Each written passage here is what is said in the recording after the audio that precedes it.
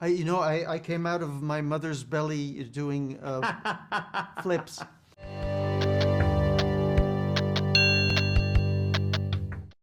Could you please tell us what is your experience and background that led you all the way into being the movement coach for a movie like this, Kingdom of the Planet of the Apes? Yes, I was at a really young age doing lots of gymnastics, and I was drafted by the Cirque du Soleil, which is now a very famous circus, um, to be one of the original acrobats of the company back in the Wow. 1986. And I toured with the company for a good 9 years approximately. And gradually my performing days, slowed down as I got older. And but before I stopped performing, I actually started also creating. And I was really good at creating acts for circus acrobats. And then eventually it was teaching movement to actors and teaching movement to singers and dancers. And then I ended up doing a few involvements in television and movies. And ultimately, I get a phone call that says, "Do you want to prepare the actors for Planet of the Apes?" And like I always say, my mouth said yes before my brain even thought about it.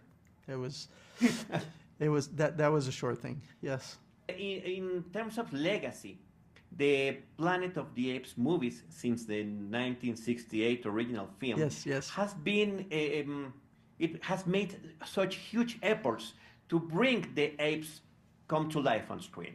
Yes.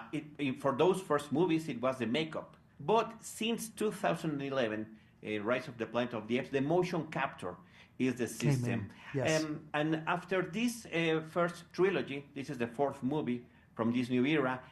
What do you take and what do you bring new to the way the apes are represented?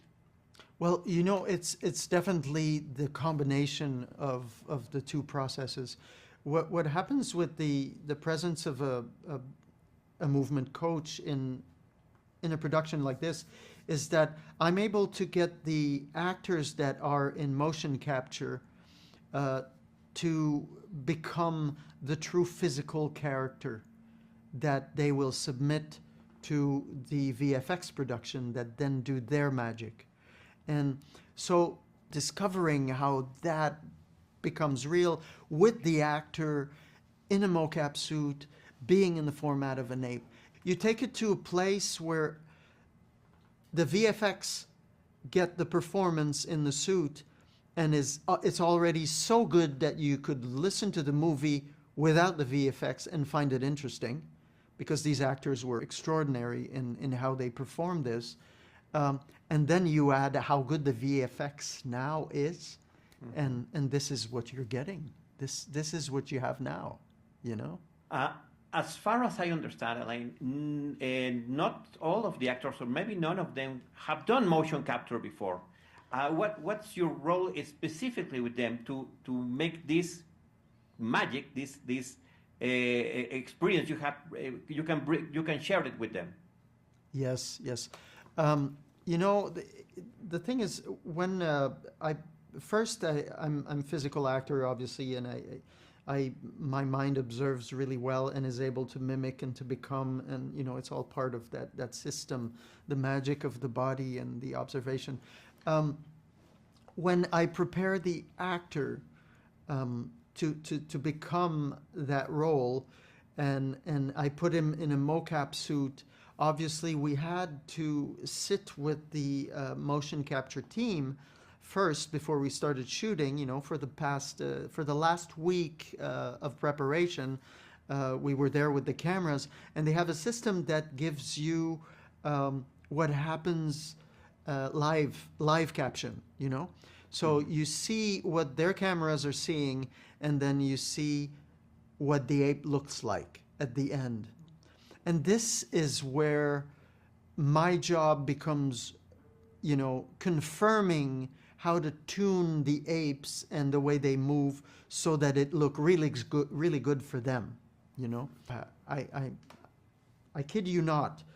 When you look on the screen and you see an actor in a mocap suit just standing being a human being and talking to his friend, and you look at the image that comes out for the ape, it looks like a guy in a costume.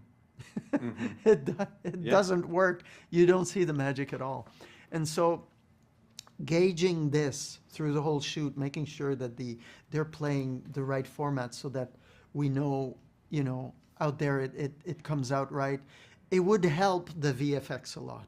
Because ultimately the VFX, they can make the modifications themselves, but it's a lot more work. They have to correct things. And so a lot of my job was to make sure that the job of the actor is, from the source is really good so that the work is even better at the end product,